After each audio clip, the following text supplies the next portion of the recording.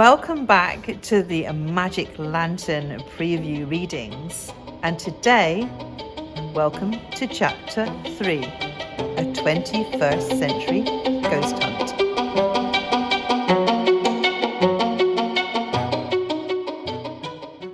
It was 10 p.m. on the 2nd of November, and an early snow had left a thin carpet of white that sparkled in the light of the street lamps and crunched crisply under Sandy's furry snow boots. She trudged down the road, bundled up against the cold in woolly bobble hat, scarf, gloves, all knitted by her gran, snow boots and a puffy coat that was so big it practically drowned her. A little thrill of excitement flooded through her as she thought about the night ahead. Tonight, her class was doing a sponsored ghost hunt in an old theatre in town, and she and her friends had been planning ways to scare some of the other kids in their class. Her school bag had been emptied of books and pens and filled with snacks and a gruesome collection of grisly Halloween jokes that they had bought from Tam Shepherd's Magic and Joke Shop.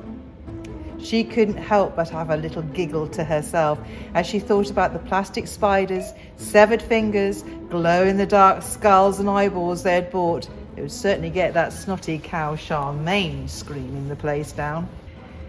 She looked back over her shoulder. Her mum was getting farther behind, hanging on to railings, hedges and lampposts. They were never going to get there at this rate. If only her mum hadn't dumped Mike, he could have driven them there. Sandy's mum had taken the night off work so she could be a chaperone on the ghost hunt. She had offered to be a chaperone because Mr. Oakley, Sandy's history teacher, was going as well, and Sandy's mum had a big crush on him, hence the ridiculous high heels. There was no way Sandy's mum was going to let a man she fancied see her in a pair of dirty, great big snow boots. 5 minutes later, she walked through the school gates, her mother slipping and sliding along soon after. Sandy thought she looked ridiculous in her fate leopard fur coat, her short skirt and heels, but judging by the expression on her history teacher's face, he didn't think the same. Great, Sandy thought to herself.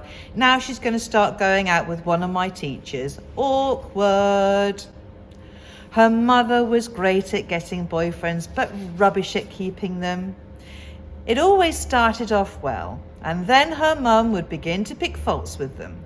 Larry was too clingy, John worked too much, James smoked too much, Harry moaned too much, Gordon smelt funny, Jamie didn't dress in the right clothes, Gary volunteered for a charity and was too poor, Steve couldn't drive, and Mike, the latest in a long list, lived too far away, and her mum complained that she needed somebody for every day, not just 2 weekends a month. It was embarrassing. Sandy wondered what fault her mother would eventually dump Mr. Oakley for. It would probably be because he wore glasses, was too intelligent and smelt of books. Mr. Oakley walked towards Sandy. "Hi, Sandy," he said, then looked past her towards her mother in the distance, who was struggling up the path towards them. Mr. Oakley quickly dashed to her aid. "Oh, so good you can make it, Mrs. Macmillan," he said, offering Sandy's mum a strong arm to lean on. Sandy winced as she realised she wasn't the only one witnessing this mortifying display of her mother and history teacher were making. As the mum clung onto his arm and every word he said, Chelsea and Charmaine, 2 girls Sandy hated most in the school, were holding onto each other's arms, looking into each other's eyes and mimicking the scene. "Oh, Mrs. Macmillan, you look so lovely in your little booties." "Oh, Mr. Oakley, you're so big and strong," cooed Chelsea in what Sandy thought was an impressive imitation of her mother. "Yeah, laugh it up, girls. I'll get my revenge later," she thought. Sandy stepped onto the bus and made her way past the already seated rabble. Chelsea stuck her foot out and Sandy tripped but didn't fall. "Oh, sorry, Aunt, I didn't see you there," she said with fake sympathy. Then she and Charmaine laughed. Aunt was what most of her schoolmates called her. She was the smallest in her school, even smaller than the smallest first years. It was infuriating. People treated her like a 6-year-old when she was 13 and probably the smartest in her whole year. Small was a family trait. Her mum was only 4'11" and always wore heels. Even her slippers had 3-inch heels. Finally, Sandy made it to the back, where her best friends Lucy and Michelle sat. Once everyone was settled and Mr. Oakley had read the riot act, "Don't touch anything, don't steal anything, don't set fire to anything, don't be cheeky, remember you're representing the school, blah, blah, blah," the bus pulled away, drove out of the school gates and began the 20-minute journey to the city centre, where the old haunted theatre waited with the promise of a terrifying night. At 10:30, the bus pulled up and parked in front of a 4-storey Victorian building which glowed in the light of 2 large lamps that flanked either side of the enormous front doors. 16 school children, 2 teachers and 4 parent chaperones stepped off the bus and stood huddled together in the bitter November evening. "I don't see any kind of doorbell. How are we supposed to let anyone know we're here?" said Mrs. Ridgely, the drama teacher. "We're not entering this way. Follow me," Mr. Oakley said, trying his best to sound mysterious. And with Sandy's mum clinging onto his arm, he trudged to the corner of the building and disappeared into an alleyway. Chattering excitedly, the children followed their teacher up the alley to a set of open fire doors which spilled golden light onto the white snow. They followed each other one by one through the doors and up the ancient stone spiral staircase. At the top, the excited babble suddenly stopped. It was as if a cold hand had grasped the spine of every child, parent and teacher. The hair stood up on the back of every scarf-wrapped neck, and they held their breaths in anticipation. What lay beyond the set of modern fire doors? Mr. Oakley pulled open the double doors slowly and dramatically. They creaked eerily, causing one of the girls to squeal a little. Sandy couldn't tell, but she hoped it was Charmaine. Hanging on to each other in pairs, boys, girls, teachers and parents cautiously entered the music hall and gasped in astonishment. It was as if they had literally stepped back in time. The empty auditorium looked like it had been abandoned years ago and left to decay. Dirty, stained yellow and brown paint was peeling in one corner of the high vaulted ceiling, revealing another layer of decoration beneath, of dark blue speckled with gold stars, like the night sky.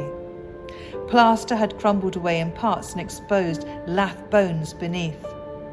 The floorboards creaked with every step, and above them a balcony curved in a horseshoe shape around 3 sides of the auditorium, with the ends of the horseshoe touching either side of an old proscenium arch which had once framed the acts on the stage below.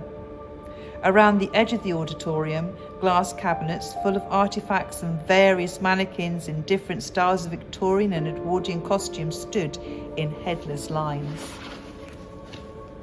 It smelt of ancient dust, was freezing cold and full of dark corners and gloomy shadows.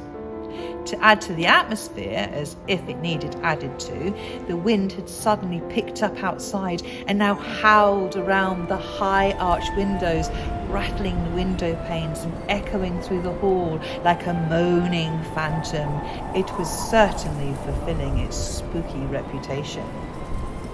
As they all filed through the doors, they were too busy looking around in bewildered amazement to notice a very old-fashioned looking gentleman in a tweed 3-piece suit leaning against a piano in front of the stage. He watched them through wire-framed spectacles. Mr. Oakley was the first to see him and nearly jumped out of his skin when the man moved. He had thought it was just another costumed dummy. "You must be Mr. Oakley," said the costumed man, grabbing the teacher's right hand and shaking vigorously with both of his. "I'm Albert, the night curator." "Oh, hello. You took me by surprise. I thought you were a ghost there for a moment," he said, chuckling nervously. "Thanks for letting us come in like this." "Not at all, Mr. Oakley, not at all. The ghosts here like a bit of fun, though I warn you now, they never do quite as you expect them to," said Albert with a slightly malevolent smile. "Take a seat, make yourselves comfortable, and I'll tell you a little bit more about them." The sound of creaking chairs filled the old auditorium as the party of ghost hunters settled themselves into the seats. Originally, this old theatre was called the Britannia Music Hall when it first opened in the late 1850s. But in the early 20th century, it was renamed the Panopticon, he began, and it entertained the poorest people of Glasgow for nearly 80 years before the doors were finally closed in 1938 and the auditorium left empty, save for the ghosts. One of the boys at the back of the group made a woo noise imitating the sound of a ghost. "Shut up, Sanj," Mr. Oakey snapped over his shoulder. The class settled back down and continued to listen, trying to ignore the cold as Albert described what the music hall was like in the Victorian days. He told them about some of the different acts that had performed there, from singers and comedians to ventriloquists and animal acts. There had even been a flatulist who played tunes with his bottom. The whole class had laughed at this, except Charmaine, who proclaimed it as gross. In the early 20th century, Albert continued, Mr. Pickard, who was a showman, converted the attic above us into a rooftop carnival with all the latest amusements of the day, including waxwork figures, fortune tellers, and a freak show. All sorts of strange wonders were exhibited upstairs, including a leprechaun and even a human spider. But Mr. Pickard didn't stop at the attic. He also converted the basement into a zoo with 29 cages of birds, monkeys, bears, reptiles, and all manner of exotic beasts. Sandy couldn't help but feel sorry for the poor animals. She hated zoos, and the thought of keeping a bear in a basement was just horrible. It was because of all these entertainments that Mr. Pickard renamed the building the Panopticon. It comes from the Greek, pan meaning everything and opti meaning to see. And you could see everything from the attic to the basement for just one ticket price. It was the amusement park of the day. Next, he started talking about the ghosts, and 16 children, 2 teachers and 4 parents suddenly leaned forwards in their creaky seats, hanging on to every word Albert said. There are many ghosts in this old theatre. When it's quiet, that's when the building really seems to come to life. The piano plays itself. Sometimes the sound of children laughing or a man whistling drifts across the auditorium. A soldier is often seen sitting in the balcony, especially when a young, beautiful woman is on the stage. But the most frequently encountered ghost is a chimpanzee called Solomon. He likes to move things around, especially props and clothing. One minute it's there, and the next moment it is quite literally vanished. Solomon, known as Darwin's missing link, was the most popular attraction in the basement zoo, where he shared a cage with his wife, Betsy. The school party chuckled at the thought of a chimp being married. But today has seen the most unusual and inexplicable event of all, as we have truly received a message from beyond the grave. At this point, Albert stepped down off the stage and walked briskly up the aisle to the back of the music hall, where a cloth-covered object stood on a table. With a dramatic flourish, he pulled the cloth and revealed what looked like an oversized, old-fashioned camera. This is a magic lantern, Albert explained. Before the cinema experience you are all used to today, people watched magic lantern shows where stories were related through pictures painted or printed onto glass slides and projected onto screens. This magic lantern belonged to none other than the famous author of Sherlock Holmes, Sir Arthur Conan Doyle. Not only that, but Sir Arthur Conan Doyle left it to the Britannia Panopticon in his will. The little audience didn't seem at all amazed by this revelation. Albert, perhaps reading their minds, continued. And with it came this note. Albert pulled an age-yellowed envelope from the interior pocket of his jacket, pushed his spectacles up his nose, unfolded the letter and read, July the 7th, 1916. Dear Sir, you will think this an odd sort of bequest, but I can assure you that this is no ordinary projector. It is imperative that this magic lantern be used on the night of the 2nd of November 2016, when children from Thornley Bank High School will be carrying out a ghost hunt in the Panopticon Music Hall. I cannot explain why, but it is vital that this wish be fulfilled. The future of us all depends upon it. I beg you not to take this request as a hoax and leave it to your trust to ensure that my final wish is granted. Yours sincerely, Arthur Conan Doyle. Albert pulled off his glasses and looked at the group of bewildered faces in front of him. What's he talking about? Whispered Sandy, who'd been updating her status as ghost hunting in an old theatre and hadn't been listening. Arthur Conan Doyle left the magic lantern thing in his will, and it has to be used tonight or the world will end or something like that. Now, put your phone away, her mother waspishly whispered back. Well, the old man continued after briefly raising an eyebrow in the direction of Sandy and her mother, I suggest we carry out his last wishes. What do you say? A wave of noisy chatter rippled amongst the children and adults. He switched on the magic lantern and a beam of light hit the screen.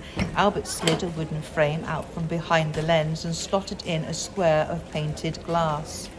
This selection of magic lantern slides is called The Haunted House, he said, as a picture of an old mansion at night appeared. He showed slide after slide of the inside of the old haunted house, with ghostly figures standing on stairs, peeking through curtains, staring out behind windows, and appearing in the face of a large mantel clock. It wasn't exactly the thrilling, spooktacular show they were expecting after the strange and intriguing way the magic lantern had been introduced. Sandy thought that people must have been more easily frightened in the olden days. When the magic lantern show was finished, the children split into small jabbering groups, which disappeared into different spaces around the building, eager to explore every dark nook and cranny for ghosts. Sandy, Lucy and Michelle climbed the stairs to the attic to seek out the best places to hide their gruesome collection of pocket money surprises. Then they went back down to the auditorium, and after selecting a spot in front of the stage, they crawled into their sleeping bags, still dressed in their coats, boots, hats for warmth, and began their ghost vigil. For a while, they entertained themselves by making up their own ghost stories and trying to make each other jump. When they had run out of ghost stories, they began to tell bad jokes instead, and when the jokes were exhausted and still no ghosts had appeared, they just talked, scrolled through their phones and ate their snacks. Then, one by one, they nodded off to sleep. Throughout the building, giggling, whispered conversations and crunching were gradually replaced by snoring. There had been no screaming from anywhere. It seemed no one had been surprised by their hidden horrors, and no ghosts had appeared to frighten them. Sometime in the small hours of the morning, Sandy was suddenly awoken from a deep sleep. She opened her eyes and instantly closed them again against an intensely bright white glare which seemed to envelop her. Shielding her eyes with her hand, she squinted into the light. What is that? Where is it coming from? Is it coming from that old magic lantern? Had one of her classmates switched it back on again for a laugh? Turn it off, she called as she struggled out of her sleeping bag. She stood up and felt dizzy. The music hall began to wobble, bend and distort, as if she were looking at it through a heat haze. The blood rushed through her ears. Everything was muffled except the sound of her own breathing, which seemed very loud. It was as if her head was underwater. All the strength left her, her legs buckled, and she felt herself fall with a sickening jolt as though a trapdoor had suddenly opened beneath her. Had she fallen through a hole in the floor? She seemed to plummet through what felt like an endless pit, filled with the magic lantern's blinding white light, her arms flailing as she desperately reached out, grasping at the air, trying to find something to grab hold of, but there was nothing. She kept on falling, on and on through the light, wondering when she would hit the ground, and then her face abruptly and quite painfully found the floor as she landed with a thud. Something warm and wet splashed her cheek, while her right cheek was pressed into something squidgy, slightly sticky, and indescribably smelly. In fact, her nostrils were suddenly assaulted by a rush of smells. Stench would be a better way to describe it. She had never smelled anything as horrible as this.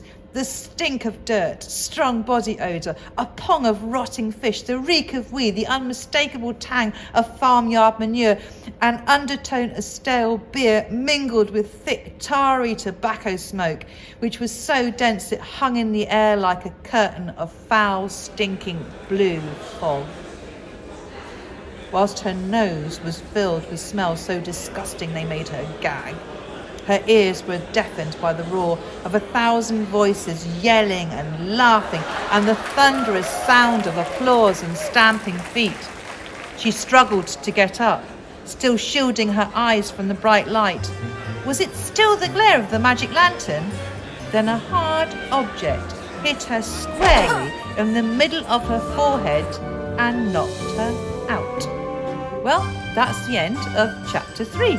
I hope that you're going to join us again for chapter 4, which will be broadcast on our YouTube channel on Thursday, the 1st of February 2024.